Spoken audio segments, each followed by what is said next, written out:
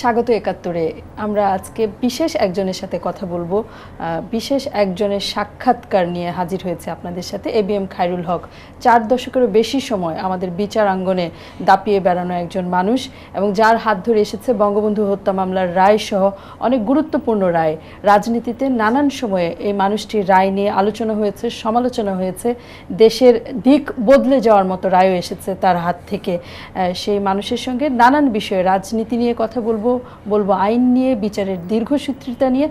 তবে সবার আগে তাকে স্বাগত জানানো। ABM খায়রুল হক, আপনাকে একাত্তরে স্বাগত এবং ধন্যবাদ, কৃতজ্ঞতা। অনেক ধন্যবাদ। একাত্তরের কর্তৃপক্ষকে ধন্যবাদ, একাত্তরের দর্শকবৃন্দকেও ধন্যবাদ।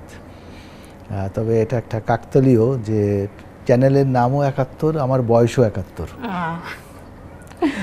অভিনন্দন আপনাকে।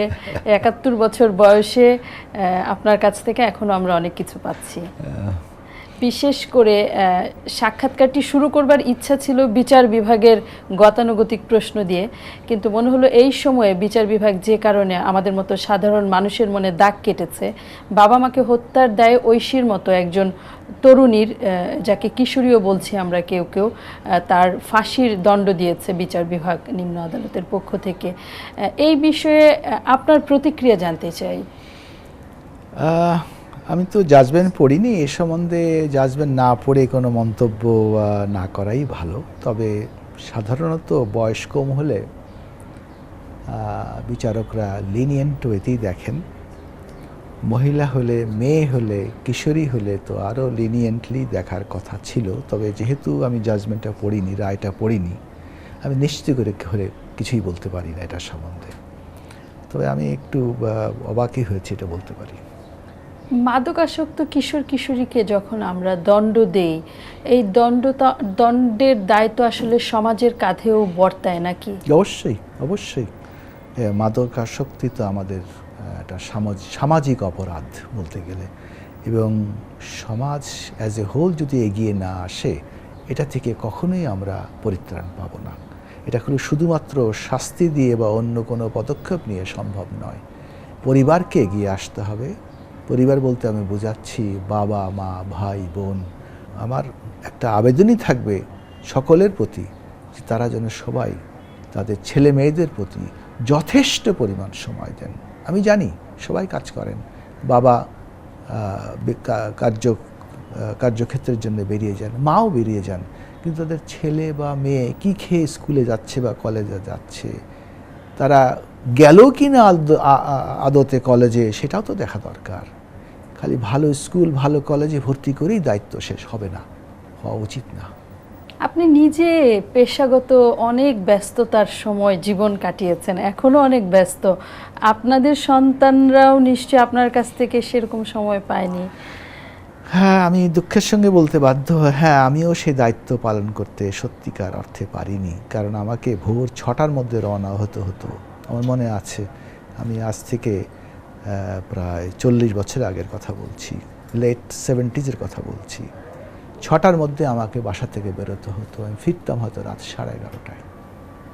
সারাদিন কোর্টে, কাছারিতে, চেম্বারে আমাকে সময় কাটাতে হয়েছে। তখন তো আমার একটা মাত্রই মেয়ে। তো সে মেয়ে কিন্তু এখনও আমাকে কমপ্লেন করে, তারও তো একটা মেয়ে হচ্ছে, সে লেভেল দিচ্ছে যে তুমি আব্বা আমাকে যথেষ্ট সময় দাওনি। আপনার প্রথম সন্তান মেয়ে, গর্ব অনুভব করেন নাকি কখনো বিব্রত হয়েছেন? না, আমার মেয়েকে নিয়ে আমার সবচেয়ে বড় গর্ব। ও ডাক্তার এবং ডাক্তারি পরীক্ষায় খুব ভালো রেজাল্ট করেছিল। তবে ও ডাক্তারি পড়েছে আমার ইচ্ছায়, কারণ আমার ডাক্তার হওয়ার ইচ্ছা ছিল। তো ঘটনাচক্রে হতে পারেনি, তো ওর মধ্যেই আমি ডাক্তার হওয়ার আমার বাসনাটা পূর্ণ করেছি। ও এখন রিসার্চ করে লন্ডনে। যদিও বিষয়ের বাইরে, তারপরও অনেকে মেয়ে সন্তান হলে পরে বিব্রত হন, সেরকম পিতামাতার উদ্দেশ্যে কিছু বলবেন কিনা? তাহলে একটা গল্পই বলি। যখন আমার মেয়ে জন্ম হয় 72-তে 6 জুন, তখন আমি পার্ট টাইম চাকরি করি সেলফ্রিজে, সেলস অ্যাসিস্ট্যান্ট। আমি পড়াশোনা করি আর শনিবারগুলোতে আমি সেলফ্রিজে চাকরি করি। তো ওখানে বেশ বয়স্কা মহিলারা আমাকে খুব পছন্দ করতেন। তো আমি কি বললাম যে I am blessed with a daughter. তো তারা বললো যে বেটার লাক নেক্সট টাইম। তা আমি একটু অবাকই হয়ে গেলাম যে better I have better luck this time, হ্যাঁ then it is good for you. তো আমার খুব অবাক লাগলো যে আমার ধারণা ছিল যে এই কূপমণ্ডকতা হয়তো ভারতবর্ষে বা বাংলাদেশেই আছে। দেখলাম যে ইভেন ইংল্যান্ডের মহিলারাও মেয়ে হওয়ার পরে ততটা খুশি হয়নি যতটা আমি খুশি হয়েছিলাম। আমরা এবার একটু বিষয়ে যেতে জি, চাই। জি। আদালতে 30 লাখেরও বেশি মামলা আমরা জানি বিচারাধীন আছে। বিচারের জন্য মানুষ ঘুরে বেড়ায় দিন রাত, কিন্তু বিচার পায় না। আইন কমিশন থেকে বহুবার সুপারিশ করা হয়েছে। মানুষ আর কতকাল এই বিড়ম্বনা সহ্য করবে? এই মামলার জটের সৃষ্টি কিন্তু 60s থেকেই শুরু। বাংলাদেশ স্বাধীন হলো 71-এ, এবং আশ্চর্য জিনিস এই যে ফ্রম টাইম টু টাইম বাংলাদেশের বেশ কয়েকজন প্রেসিডেন্ট কিন্তু কি বলে আইন কি বলে লিগ্যাল প্রফেশনে কিন্তু তারাও কিন্তু জাস্টিস সায়েম, জাস্টিস সত্তার, জাস্টিস হাসানুদ্দিন চৌধুরী, জাস্টিস শাহাবুদ্দিন অনেকেই হয়েছেন, কিন্তু তারা কিন্তু তেমনভাবে কিন্তু বিচারালয়ের দিকে, বিচার বিভাগের দিকে তারা তেমন কোনো মনোযোগ কখনোই দেননি। তো এই অসহনীয় পরিস্থিতিতে একজন বিচারক ধরেন কোর্টে উঠলে তার হিয়ারিংয়ের জন্য রেডি কেস থাকে 60, 70, 80টা। উনি মামলা হার্ডলি করতে পারবেন একটা, বড় জোর 1.5খানা, বড় জোর 2খানা। তো এই যে এতগুলো মানুষ সাক্ষী সাবুত যে আসলো, তারা আবার সব ফিরে যাবে, দিনের পর দিন তারা ফিরে যাবে। কয়েকদিন আগে আমাকে পিটার বলে একটা ছেলে আমার কাছে এখানে এসেছিল, তো তারা জিজ্ঞেস করছিল তাহলে এগুলা ডেট না দিলেই তো হয়। সত্যি কথা বলতে গেলে ডেট যদি না দিতে হয় তো ডেট তো দিতে হয় 2 বছর পরে। 2 বছর পরে তো এইটা কি সম্ভব? তারা তো মানুষ তাদের মামলাও ভুলে যাবে, উকিল সাহেবও তার কেস ভুলে যাবেন, সবই তো ডেডলকে চলে যাবে। সেই জন্য আমাদের সাজেশন ফ্রম ল কমিশন হচ্ছে যে প্রতি বছর আমরা 200 নূতন বিচারক অ্যাপয়েন্টমেন্ট দেওয়ার ব্যবস্থা করব, এবং নেক্সট হচ্ছে তাদের প্রপার ট্রেনিং দিতে হবে। আমার এখানেও আছে সবাই বিচারক, এখানে আমার এখানে যারা আছেন রিসার্চ অফিসার হিসেবে, আই ওয়াজ হরিফাইড যে 2 সপ্তাহ 3 সপ্তাহ ম্যাক্সিমাম 1 মাস ট্রেনিং দিয়ে তাদের বিচারের চেয়ারে বসিয়ে দেওয়া হচ্ছে। এটা তো মোটেই এক্সপেক্টেড না। তারা কি বিচার করবে? তারা ফ্রেশ ফ্রম দ্য ইউনিভার্সিটি থেকে সরাসরি বিচার কার্য যদি বসে, এটা তো কখনোই তারা, আর যাই হোক বিচার করতে পারবে না। এটা খুব শক্ত জিনিস, বিচার করা খুবই শক্ত জিনিস। অনেকগুলো বিষয় আপনার এখানে এসেছে, আমরা একটু ধরে ধরে যদি একটা দুটো করে আগাই। তার মানে হচ্ছে ঢাকার বাইরে গেলে পরে বিচারকরা ফ্রাস্ট্রেটেড হন। তার মানে আমরা যে সার্কিট বেঞ্চের কথা বলি বান্দরবান, রংপুর, কুড়িগ্রামের মানুষের জন্য, সেটি আদৌ করা সম্ভব নয়। ওয়েল, সার্কিট হাউস কথাটা আজকাল খুব পপুলার হয়ে গেছে, সবাই বলতে খুব ভালোবাসে, কিন্তু সার্কিট হাউস মানেটাই কিন্তু মানুষে খেয়াল করেন না যে সার্কিট হাউস বলতে কি বোঝায়, সার্কিট কোর্ট বলতে কি বোঝায়। সার্কিট কোর্ট প্রথম আমার জানা মতে এটা সৃষ্টি হয় ইংল্যান্ডে, এবং সার্কিট কোর্টগুলো ডিল করে অরিজিনাল কেস নিয়ে, আপিল না, রিভিশন না, যেটা হাইকোর্টের কাজ। সার্কিট কোর্ট বলতে যেটা বোঝায় সেখানে সাক্ষী সাবুত নেওয়া হয়। সেই হিসাবে আমাদের বাংলাদেশে এখন 64টা সার্কিট কোর্ট আছে। আমার রেকমেন্ডেশন হবে এই যে সার্কিট কোর্টের, আমাদের হাইকোর্টের কথা যেটা বলা হয়, একেবারেই যাওয়ার প্রশ্ন ওঠে না। আমি এটা একেবারে ভালোভাবে জোরের সঙ্গে বলবো, কারণ আমাদের high court deals with appeals and revisions, এবং সারা বিশ্বে কোথাও এরকম ধরনের সার্কিট কোর্ট যায় না। আমরা জানি সকলেই আপনারা শুনছেন ABM খায়রুল হককে। একটা বিরতি নিতেই হচ্ছে, বিরতির পর আবার ফিরছি।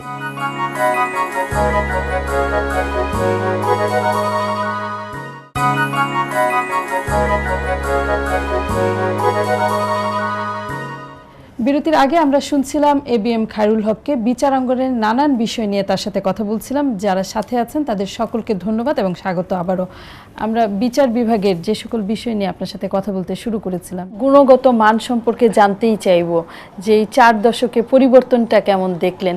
আমরা দ্রুত বিচারও করি, সার্কিট বেঞ্চের মতো এটাও একটা বর্তমানের পপুলার শব্দ। সেই দ্রুত বিচার করতে গিয়ে মান খারাপ হচ্ছে কিনা? তবে আমার একটা ভয় হয় যে মান খারাপ হয়ে যেতে পারে, কারণ ধরেন একটা সিম্পল, হয়তো এটা 5,000 টাকার মামলা, কিন্তু সেখানে এত জটিল আইনের প্রশ্ন থাকতে পারে যে which may require days on days out arguments. কাজে কোন মামলার সময় বেশি লাগবে আর কোন মামলার সময় কম লাগবে এইটার কোনো আপনার রুল অফ থাম বলে কিছু নাই, এবং এটা কোনো অফ দ্য কাফ মানে তাৎক্ষণিকভাবে এটা বলাও সম্ভব নয়। তবে আমার একটা নিবেদন থাকবে সকল বিচারকদের প্রতি, from top to the bottom, from the apex court to the bottom court, যে তারা যেন সবাই চিন্তা করেন যে একজন সামনে হয়তো উকিল সাহেব দাঁড়িয়ে আছেন, অ্যাডভোকেট মহোদয় দাঁড়িয়ে আছেন, কিন্তু তার পিছনে কিন্তু একজন লিটিগেন্ট পাবলিক বহু কষ্ট করে, বহু টাকা পয়সা খরচ করে, কেউ বেড়াতে আসে না কোর্ট কাছারিতে, কেউ হাওয়া খেতে আসে না, অনেক কষ্ট করে তারা এই কোর্ট কাছারিতে আসেন একটা আশা নিয়ে। যে আশা তারা করে তাদের সৃষ্টিকর্তার কাছে, সেই আশা নিয়ে আসে তাদের বিচারকদের কাছে, তারা একটা ন্যায় বিচার পাবে, অন্তত তাদের বক্তব্য যেন শোনা হয়।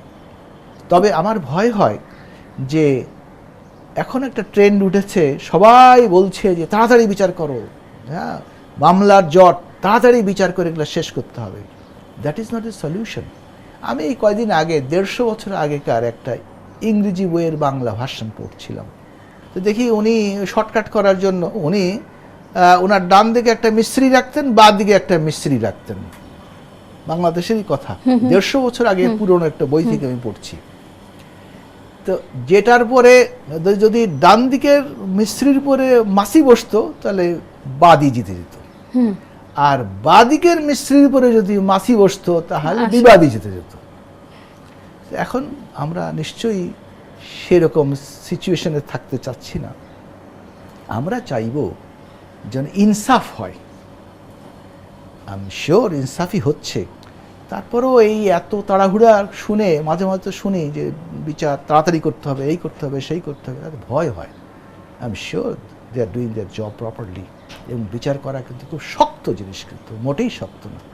আমার জীবনের শেষ দিন পর্যন্ত আমি বলতে পারি যে কোনো রায় লিখতে গেলে বা রায় দিতে গেলে আমাদের ঘাম ছুটে যেত, কিন্তু হয়তো আগের রাতে সারা রাত আমরা জেগে থাকতাম, আমি জেগে থাকতাম অন্তত, এটা করলে কি হবে, ওটা করলে কি হবে, এটার ইমপ্লিকেশনটা কি, ওটার ইমপ্লিকেশনটা কি, এইটা কি আইনসঙ্গত হচ্ছে কিনা, আমার সর্বোচ্চ আইন সংবিধান ভায়োলেশন হচ্ছে কিনা, বা এটা না করলে সংবিধান ভায়োলেট হচ্ছে কিনা। এই জিনিসগুলো তো সুপিরিয়র কোর্টের জাজ সাহেবরা বিচার বিবেচনা করে রাখেন, এন্ড টেকস টাইম। আপনি 150 বছর আগের উদাহরণ দিলেন, মানে কেউই আমরা সেই মিছরির মাছি বসার বিচার চাই না, হ্যাঁ আমরা গুণটাই দেখতে চাই। আপনার 4 দশকের অভিজ্ঞতায় এই গুণ কি পড়তির দিকে না বাড়তির দিকে? আমি জানি না বর্তমান যারা বিচারক আছেন তারা কিভাবে আমার কথাটা নেবেন। আমার নিজেকেও তো আমি মনে করি না যে মিড 60s যারা বিচারক ছিলেন, সুপ্রিম কোর্টে যারা বিচারক ছিলেন, হাইকোর্টে যারা বিচারক ছিলেন, আমি তাদের সমান বলেও তো আমাকে নিজেকে আমি দাবি করতে পারি না। আমার নিজেকেই বলছি, আমি অন্যকে দিয়ে আমি বলতে চাচ্ছি, আমার নিজেকেই বলতে চাচ্ছি যে মিড 60s যে স্ট্যান্ডার্ড অফ জাজেস ছিলেন এই পাকিস্তান হাইকোর্টে, আমার তো মনে হয় না আমি সেই স্ট্যান্ডার্ডের জাজ। তার মানে তো আমাদের জন্য অনেক হতাশার খবর দিলেন আপনি। এটা আপনি বললেন, আমি কিন্তু বলিনি। তবে আমার আশা আছে, আমরা আশাহত হতে চাচ্ছি না। সেই লেট 76-এ যখন আমি ফিরে আসলাম দেশে, মামলা মোকদ্দমা নাই, আমার 1 নম্বর কোর্টে কে বসে আছে, শুনছি ইশতিয়াক সাহেব কীভাবে আর্গুমেন্ট করছেন, আসরারুল হোসেন সাহেব কীভাবে আর্গুমেন্ট করছেন, হ্যাঁ অ্যাটর্নি জেনারেল সাহেব কীভাবে আর্গুমেন্ট করছেন, এগুলো বসে বসে শুনছি। এরকম শুনতে তো আজকাল আমি ইয়াং ছেলেদের আমার জীবনের শেষ দিকে কিন্তু আমি দেখতাম না। তার মানে কি রাজনৈতিক নিয়োগ অনেক ল্যাডারটাকে, মইটাকে ছোট করে দিয়েছে কিনা? সারা পৃথিবীতে বিশেষ করে হায়ার কোর্টের অ্যাপয়েন্টমেন্ট তো রাজনীতির মধ্যে দিয়েই তো হয়। আমেরিকায় হয়, আমেরিকার প্রেসিডেন্ট অ্যাপয়েন্টমেন্ট দেন, হ্যাঁ ঠিকই সিনেট দেখে, কিন্তু অ্যাপয়েন্টমেন্ট তো ওই প্রেসিডেন্টের যে ক্যান্ডিডেট থাকে সেটা বাতিল খুব কমই হয়।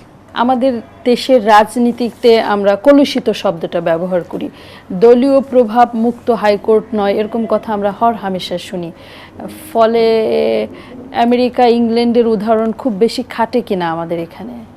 দুঃখজনক হলেও এদিকে আমরা একটা ধস নামা দেখছি। এই কারণে যশসাধ্যের সম্বন্ধে আমি কোনো কিছু বলতে চাই না, তবে নানান দিকে কথা কিছু তো কানে আসে যে আমি অমুক বেঞ্চে যাব, আরে ওখানে যাওয়া যাবে না, তমুক বেঞ্চে যাব। এই কথাটা আসবে কেন? আমি যে কোনো বেঞ্চে যাব এবং আমি একই ধরনের আমি রায় পাবো, এইটি তো প্রত্যাশা। কিন্তু এখনকার অ্যাডভোকেট সাহেবরা তো এই কথা বলেন যে না না আমি ওর বাবার ওই কোর্টে যাওয়া যাবে না, এই কোর্টে যেতে হবে। এটা হবে কেন? এটা তো আমি ঠিক সোয়ালো করতে পারি না। এটা শুনলে তো আমার খুব কষ্ট হয় যে বিচারক যদি সব বিচার প্রার্থী তো চাইতো যে আমার সবার বিচার একজনই করবেন, প্রধান বিচারপতি করবেন, কিন্তু যেটা প্র্যাকটিক্যাল নয়। প্রধান বিচারপতির পক্ষে লক্ষ লক্ষ মামলা ডিসপোজ করা সম্ভব না, এই জন্য আরও অনেক বিচারক নিয়োগ দেওয়া হয়। কিন্তু তারা তো একই ধরনের বিচার করবেন, একই ধরনের স্ট্যান্ডার্ড মেনটেন করবেন, একই ধরনের এথিক্যাল প্রিন্সিপাল মেনে চলবেন, এটি তো এক্সপেক্টেড।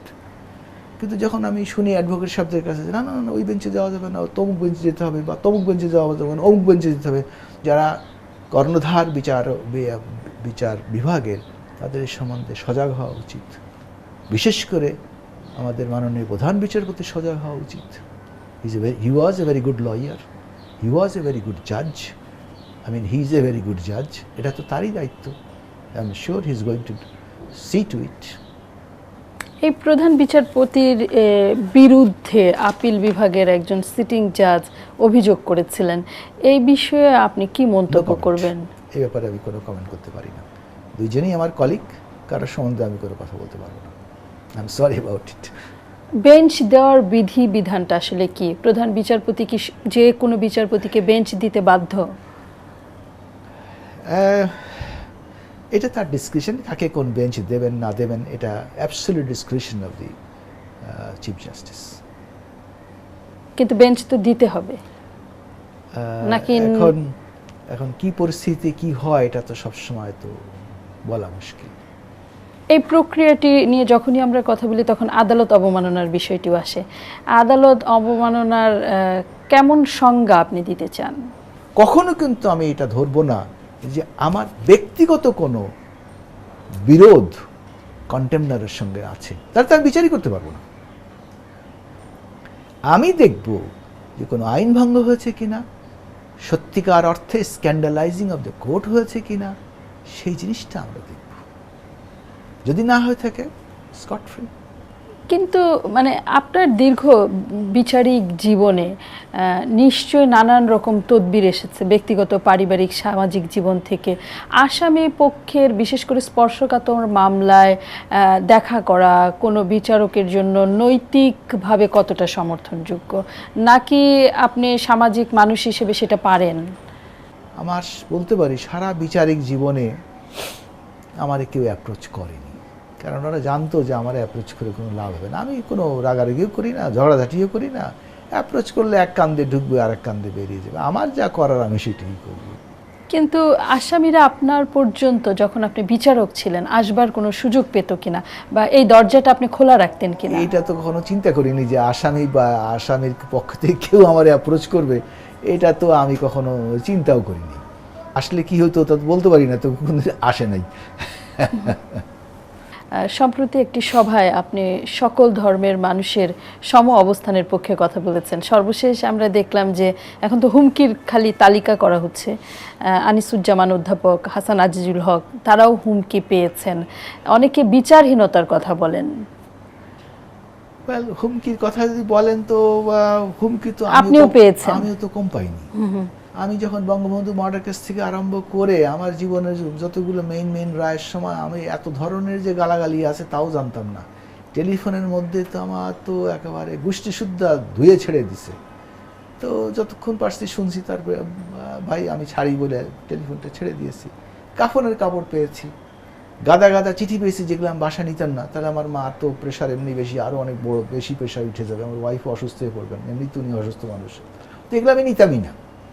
আমার যে সহযোদ্ধা ছিলেন তারাও নিতেন না, তারাও ওই কোর্টই ছিলেন। তাই এই তো একবারে না, বহুবার আমরা কাফনের কাপড় পেয়েছি। সো হোয়াট, এতে কী হলো? এইটুকু সাহস যদি বিচারকদের না থাকে তাহলে বিচারক হওয়াই উচিত না। এই গেল একটা দিক। আর একটা দিক হচ্ছে, হ্যাঁ, এটা শুধু বাংলাদেশের ব্যাপার তো নয়। এই যে টেরোরিজম, এটা তো সারা বিশ্বে একটা সাম কাইন্ড অফ স্যাডিস্ট মনোবৃত্তি থেকে যেন এটা সৃষ্টি হচ্ছে। আমি অনেক আগের কথা তো বলতে পারবো না, একটা কথা যেন কোথায় পড়েছিলাম যে যিনি লক্ষ লক্ষ লোক খুন করেন তিনি একটা প্রধান সেনাপতি, বড় general, field marshal, 5 star general. আর যিনি একটা খুন করেন তিনি হচ্ছে খুনির আসামি। বা আপনি তো ইদানিংকালে এই 21st সেঞ্চুরির বিভিন্ন ঘটনার দিকে যদি আফগানিস্তান, ইরাক, সিরিয়া, আমি আর নামটা নাই বললাম, তো সেগুলা তো মানুষ কম খুন হচ্ছে বলেন? এগুলা কি আমরা আশা করি? এগুলা কি আমরা প্রত্যাশা করি? ধর্মানুভূতির কি কোনো সংজ্ঞা হয়? বিচারকের কাছে যদি ধর্মানুভূতিতে আঘাতপ্রাপ্ত হয়ে কেউ নালিশ নিয়ে যান, তিনি আসলে কোন দণ্ডে বিচার করবেন? আপনি কি আমাদের ফতোয়া রায়টা পড়েছেন? জি জি, সুযোগ হয়েছে আমার। আচ্ছা। হ্যাঁ, এবং এর আনসার কিন্তু কিছুটার মধ্যে দেওয়া আছে আছে আছে আমি সেই জায়গায় সেরকম কথা শুনবো বলেই প্রশ্নটা তুলেছি। হ্যাঁ, এখন কথা হচ্ছে যে আমাদের সর্বোচ্চ আইন কোনটা? সংবিধান ধর্ম সম্বন্ধে কি বলে? সেকুলারিজম, নিরপেক্ষতা, ধর্ম নিরপেক্ষতা। আমাদের দেশে সর্বোচ্চ আইন বলে যে দেশে সব ধর্মের লোকেদের আবাসস্থল হতে পারে আমাদের দেশ।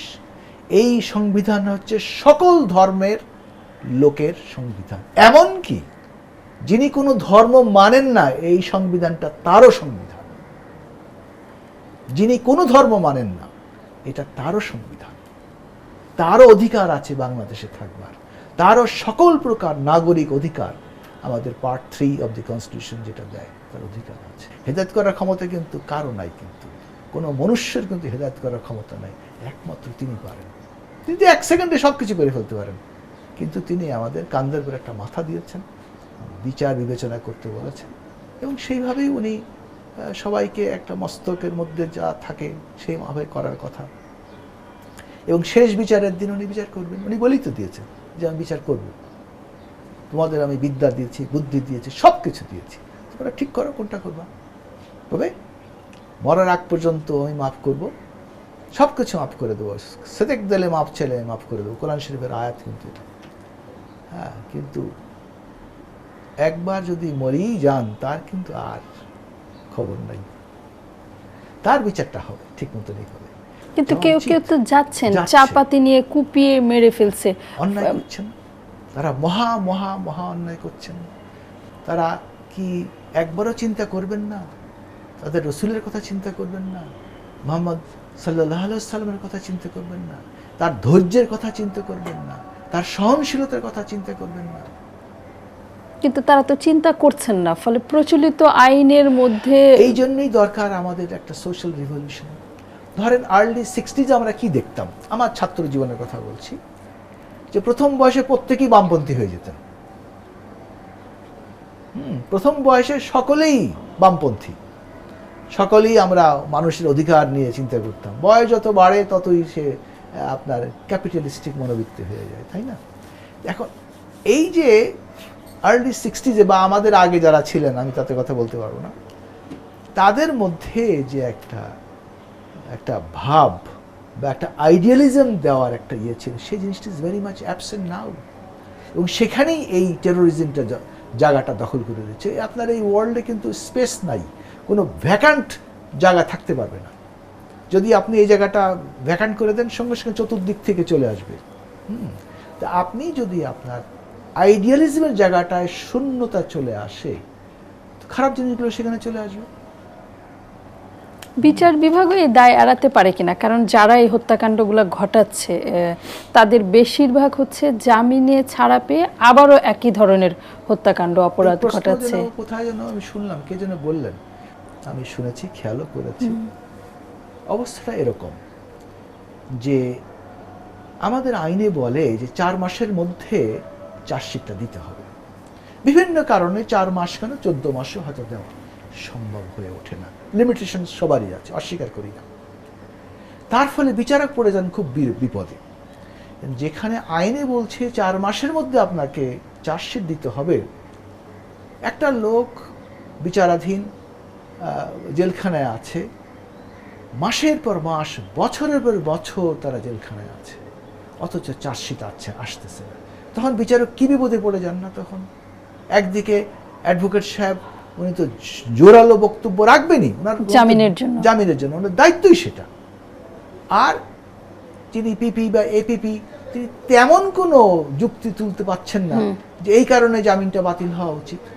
যখন প্রশ্ন ওঠে যে ঠিক আছে আপনি 4 মাসে পারেন নাই, আপনি 8 মাসে, 9 মাসে, 10 মাসে, 14 মাসে আপনি চার্জশিটটা দেন, তখন তো কোনো প্লাউজিবল এক্সপ্লানেশন তো পিপি সাহেব দিতে পারেন না। জজ সাহেব কি করবেন তখন? জামিন না দিয়ে বলেন। বা আপনার এফআইআরটা এমন পারফাংটরি থাকে, এমন ভাষা থাকে, ধরেন আমার নিজের জীবনের কথা বলছি যে একবার এক ভদ্রলোকের এগেইনস্টে 4টা এফআইআর। তো উনি বোমা মেরেছেন বা বোমার কি গন্ডগোল করেছেন যাত্রাবাড়ি, উনি গন্ডগোল করেছেন সমহার প্রেস ক্লাবের ওখানে, উনি গন্ডগোল করেছেন ওই যে কি বলে যে এয়ারপোর্টে যেতে ওই জায়গাটা না জানি কি বলে, ফার্মগেট। তা আমরা তখন কি বিপদে পড়লাম বলেন তো? একই সময় 3 জায়গায় উনি কাজ করবেন কি করে বলেন? বলেন, যাত্রাবাড়ি, প্রেস ক্লাব, ফার্মগেট। আরে আপনি এফআইআর যে করবেন একটা লোকের 3 জায়গায় আপনি দেখলেন কি করে? তো সেখানে বিচারক আপনার বেল না দিয়ে পারবে বলেন? এই সমস্ত জিনিসগুলো তো আমাদের ফেস করতে হয়, বিচারকদের ফেস করতে হয়। আগেই বলেছি যে আপনার অ্যাকিউজড একদিকে, প্রসিকিউটর একদিকে, আমরা মাঝখানে, আমরা কোনো দিকেই আমরা করতে পারবো না। এই মানদণ্ড কিন্তু এক সমান রাখতে হবে। তো যদি আমরা একটা এরকম ধরনের এফআইআর পাই যে একই সময় উনি 3 জায়গায় 3টা অপরাধ করেছেন, অপরাধ খুব সিরিয়াস, কিন্তু 3 জায়গায় উনি মানে অপরাধ করলেন কি করে? সেখানে আপনিও যদি বিচারক হতেন তাহলে আপনি কি বলতেন না যে এটা something fishy, something wrong সামহার, it is anything but truth, বলতেন কিনা বলেন? 3 জায়গায় একটা লোক থাকতে পারে না, শহরের 3 প্রান্তে। এটা আমার নিজের জীবন থেকেই বলছি। তখন কি করেন আপনার বিচারককে? তখন আর তাকে তো আইন মাফিক চলতে হবে, বেলটাকে দিতেই হবে, না দিয়ে উপায় নেই। এবং এই মামলাটা যদি সত্যিকার অর্থে হিয়ারিংই যায় তখন তো সে খালাস পাবে। এই কারণে খালাস পাবে যে 3 জায়গায় অপরাধ তিনি একসঙ্গে করতে পারবেন না।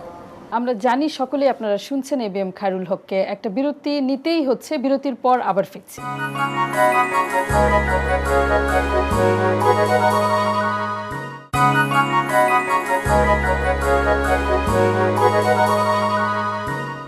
বিরতির আগে আমরা শুনছিলাম এবিএম খায়রুল হককে। বিচারাঙ্গনের নানান বিষয় নিয়ে তার সাথে কথা বলছিলাম। যারা সাথে আছেন তাদের সকলকে ধন্যবাদ এবং স্বাগত। আবারও আইন কমিশন নিয়ে কথা বলতে চাই।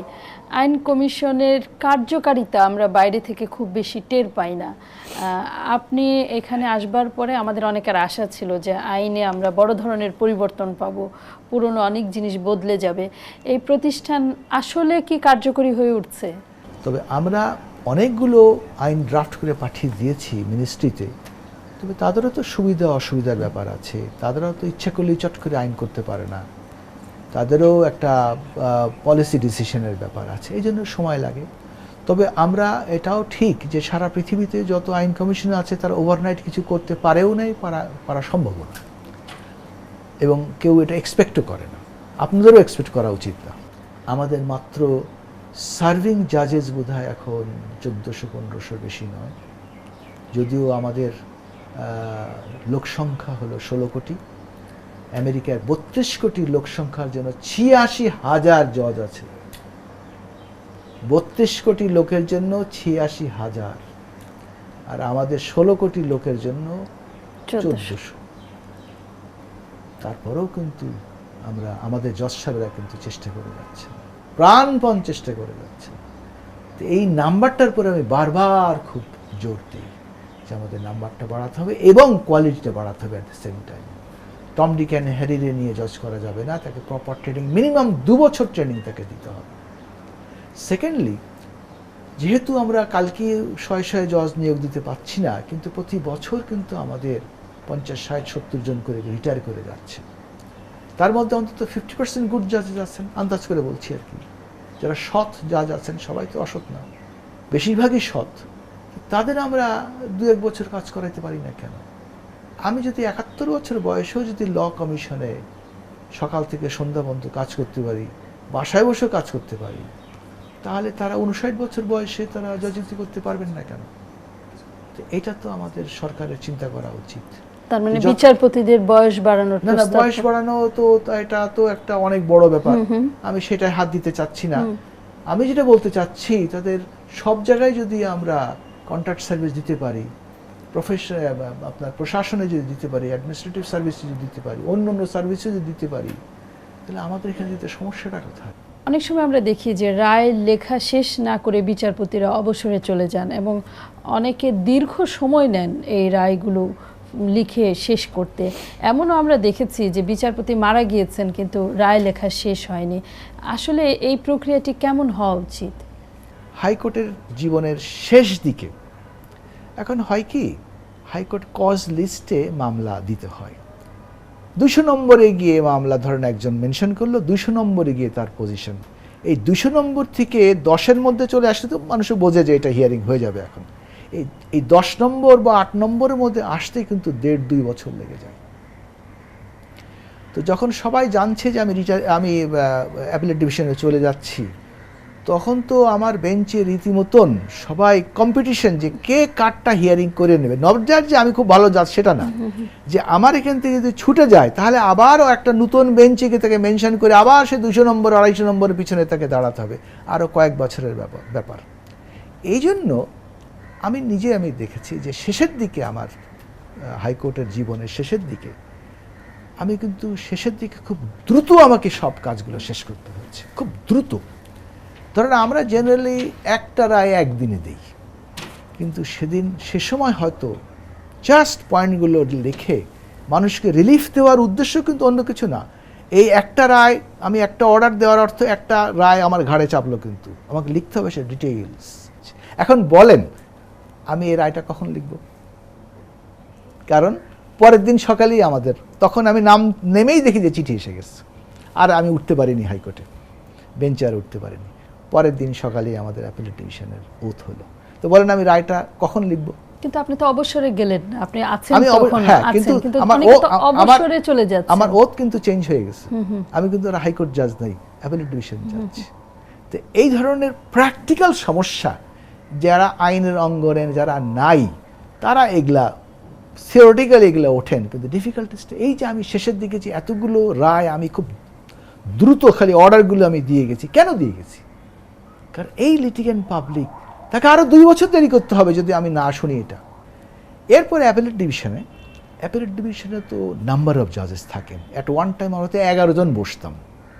তো 11 জনের মধ্যে তো আর 11 জন রায় লেখেন না, একজন লেখেন, আর বাকি সই আমরা সাধারণত হয় এগ্রি করি, আর না হলে 2-4 পৃষ্ঠা যদি কেউ মনে করেন যে আমি কিছু অ্যাড করতে, তাই সাধারণত করা হয়ে থাকে।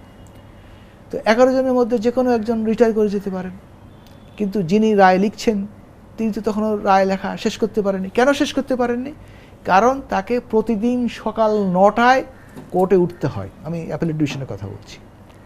1:15 পর্যন্ত হিয়ারিং করতে হয়, অনেকের চেম্বার জাজ হতে হয়, তারপরে আপনি কোনো রকমের খাওয়া দাওয়া শেষ করে বিকালে বাসা যেতে না যেতেই এই রকম গাড়তি আপনি পাবেন পরের দিনের কেসের ফাইলস। আপনি রায়টা লিখবেন কখন? সে এই ফাইলটা দেখতে হবে না?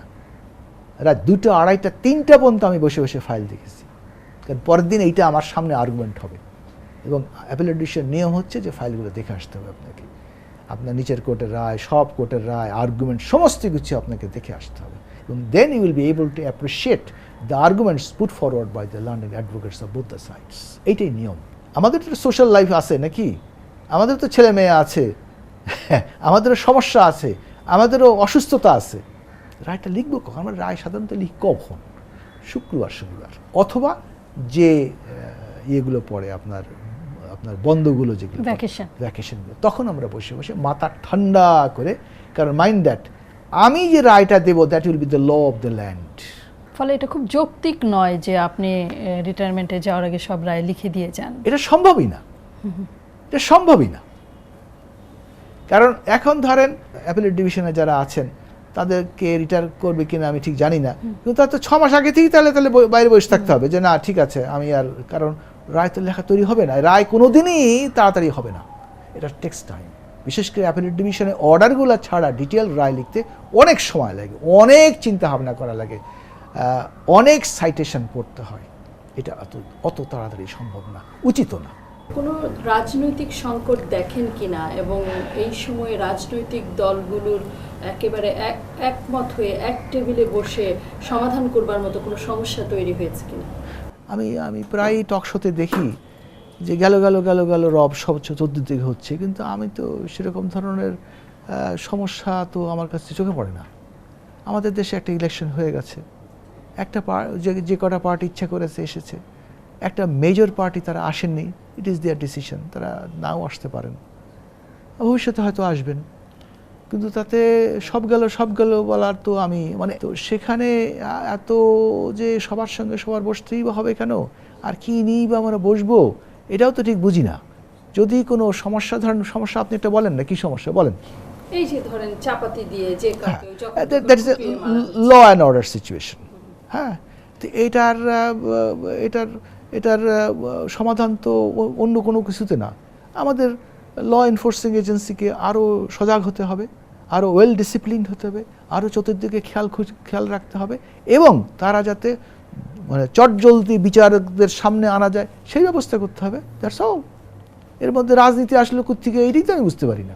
তবে আমি বারবার বলবো একটা কথা, যে আমাদের নাম্বার অফ জাজেস বাড়াতে হবে এবং বিচার সম্মুখীন তাদের তাড়াতাড়ি করা দরকার। তাহলে হয় কি, রেট্রিবিউটিভ পানিশমেন্ট বলে একটা কথা আছে, মানে আপনি সমাজের অনেক হত্যা ঘটাচ্ছে, অনেকেই ঘটাচ্ছে, নানান জায়গায় ঘটাচ্ছে, একটা আপনি শাস্তি দেন, দেখবেন যে অনেকে কিন্তু কেয়ারফুল হয়ে যাবে, অনেকে সাবধান হয়ে যাবে, আরে এখানে তো অপরাধ করলে শাস্তি হয়। কিন্তু যদি এরকম ধরনের একটা ধারণাই হয়ে যায়, আর দুটো খুন করলাম তো কী হলো, দাদারা আছেন বা ভাইয়ারা আছেন, হ্যাঁ it will be taken care, আমার বড় লয়ার আছে, আমার টাকা আছে, আমি সবচেয়ে বড় লয়ার এঙ্গেজ করব, তো এরকম ধরনের ব্যাপার হলে তখন তো যা হবার তাই হচ্ছে। ধন্যবাদ সকলকে সাথে থাকবার জন্য এবং ধন্যবাদ আপনাকেও আমাদের সময় দেবার জন্য। আমি জানি আপনারা শুনছিলেন এবিএম খায়রুল হককে, এবং আইন অঙ্গনের, বিচার অঙ্গনের নানান বিষয় নিয়ে আবারও নিশ্চয়ই তিনি আমাদের কোনো এক সময় দিবেন, এবং যখনই আমরা সংকটে পড়ি তখনই এমন ব্যক্তিত্বরা সেই সংকট থেকে উত্তরণের পথ নিয়েও আমাদের সাথে কথা বলেন, এবং ৭১-এ সবসময় এরকম ব্যক্তিত্বদের কথা শুনবার জন্য থাকুন আমাদের সাথে।